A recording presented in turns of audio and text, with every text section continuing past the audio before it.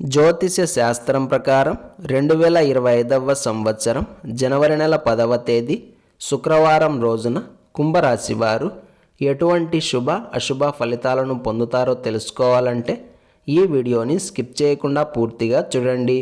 వైకుంఠ ఏకాదశి పర్వదినం సందర్భంగా చేయాల్సిన పూజ మరియు వాటి యొక్క విధి విధానాలు ఏంటో కూడా ఈ వీడియోలో తెలుసుకుందాం. ఈ జనవరి 10వ తేదీ శుక్రవారం రోజు కుంభరాశి వారు 5 విధాలుగా శుభాలను అందుకుంటారు. రోజు కూడా చాలా బాగుంది. ఎక్కడా కూడా ఇబ్బందులు కలిగే విధంగా అయితే ఫలితాలు కనిపించడం లేదు. రోజంతా ఉత్సాహంగా పనులు చేస్తారు. పక్కవారి మాటలకు అభిప్రాయాలకు గౌరవం ఇస్తారు. ఎదుటివారు చెప్పేది తూచా తప్పకుండా వింటారు. ఆశాంతం విన్న తరువాతనే మీరు చేయాలనుకున్న పని చేస్తారు. చివరకు మీకు ఏదైతే నచ్చుతుందో దానినే చేస్తారు. పెద్దవారికి సమాధానం చెప్పేటప్పుడు కూడా ముందు వారి మాటలను విని వారిని గౌరవించి ఆ తరువాత మీ అభిప్రాయం చెబుతారు. ఈరోజు వ్యాపారాల పరంగా, వృత్తి ఉద్యోగాల పరంగా, క్రయ విక్రయాల అంశాలు, కొనుగోళ్ల అంశాలు, అలాగే కీలకమైన లావాదేవీలు ఇవన్నీ కూడా సజావుగా సాగుతాయి. ఇందులో మాత్రం ఎలాంటి సందేహం లేదు. మొత్తం మీద ఈ శుక్రవారం రోజు కుంభరాశి వారు శుభప్రదమైన యోగాలనే అందుకుంటారు. ఇంట మరియు బయట ఎలాంటి గొడవలు లేకుండా మంచి అనుభవాలతోటి రోజు గడిచే అవకాశాలే ఎక్కువగా ఉన్నాయి. శుభకార్య ప్రయత్నాలు ఆనందాన్ని కలిగిస్తాయి. ఈ శుక్రవారం రోజు కుంభరాశి వారు పర్పుల్ కలర్ దుస్తులను ధరించకండి. మీ ఇష్ట దైవాన్ని తులసి దళాలతోటి పూజించండి. ఈరోజు శుక్రవారం జనవరి 10వ తేదీ, మాసం పుష్యమాసం, విశేషం వైకుంఠ ఏకాదశి, తిథి ఏకాదశి, నక్షత్రం కృత్తికా నక్షత్రం, రాహుకాలం ఉదయం 10:30 నుండి 12 గంటల వరకు, యమగండం మధ్యాహ్నం 3 గంటల నుండి 4:30 వరకు. అలాగే ఈరోజు యొక్క శుభ సమయాలు మధ్యాహ్నం 1:50 నుండి 2:50 వరకు. ఈ రోజు యొక్క పంచాంగం ప్రకారం అప్పులను తీర్చడానికి, నూతన ఔషధాలను స్వీకరించడానికి, పరిచయాలకు, తాకట్టులకు, రుణాలకు కాలం అనుకూలంగా ఉంది. ఈ శుక్రవారం రోజు వచ్చిన పుష్యమాస శుద్ధ ఏకాదశికి పుత్రదా ఏకాదశి అనే పేరు కూడా ఉంది.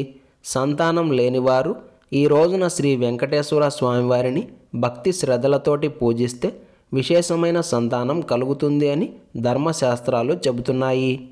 ఈ వైకుంఠ ఏకాదశి పర్వదినం సందర్భంగా మనమంతా ఓం లక్ష్మీ నారాయణాయ నమః అనే మంత్రాన్ని ప్రతిక్షణం జపిస్తూ ఉండాలి. ఈ మంత్రం ఈ రోజున ఒక్కసారి జపిస్తే 1000 సార్లు జపించిన పుణ్యం కలుగుతుంది. కాబట్టి మనమంతా ఈ దివ్యమైన మంత్రాన్ని పదే పదే జపించి నారాయణ కృపకు పాత్రులవుదాం. ఈ శుక్రవారం రోజు సాయంత్రం ఇంటికి పట్టిన దరిద్రం పీడ వదిలేందుకు, నెగిటివ్ ఎనర్జీ దూరమయ్యేందుకు, దైవానుగ్రహం కలిగేందుకు గోమతి చక్రాల పొడితో ధూపం వేయాలి. ఈ వైకుంఠ ఏకాదశి రోజు సాయంత్రం ఇల్లంతా ధూపం వేస్తే ఇంట్లో ఉన్న నెగిటివ్ ఎనర్జీ మొత్తం దూరమవుతుంది. అలాగే తులసి చెట్టు ముందు విప్ప నూనెతో దీపం వెలిగించి 108 ప్రదక్షిణలు చేస్తే ఎటువంటి ఆర్థిక సమస్యలు ఉన్నా సరే అవి దూరమవుతాయి. అదేవిధంగా శివలింగాన్ని ద్రాక్ష రసంతో కానీ, తేనెతో కానీ, పాలతో కానీ అభిషేకించండి. ఇలా చేయడం వలన మానసిక ప్రశాంతత, ఆర్థికాభివృద్ధి కలుగుతాయి.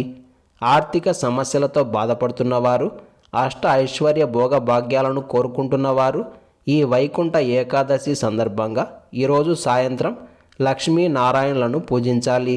ముందుగా లక్ష్మీనారాయణలు ఇద్దరూ కలిసి ఉన్న ఒక చిత్రపటాన్ని తీసుకొని చక్కగా గంధంతో, పసుపు మరియు కుంకుమతో బొట్లు పెట్టి ఆవు నెయ్యితో దీపం వెలిగించి మీకు తోచిన ప్రకారంగా భక్తి శ్రద్ధలతోటి పూజలను ఆచరించాలి. పూలు, పండ్లు, నైవేద్యం ఇలాంటివి కూడా సమర్పించవచ్చు. ఈ విధంగా మీ యథాశక్తి పూజ చేసుకున్న తరువాత నారాయణ హృదయం పారాయణం చేయాలి. అలాగే లక్ష్మీ హృదయం పారాయణం చేయాలి. ఇక్కడ మీరు ఖచ్చితంగా ముందు నారాయణ హృదయం పారాయణం చేసిన తరువాతనే లక్ష్మీ హృదయం పారాయణం చేయాల్సి ఉంటుంది.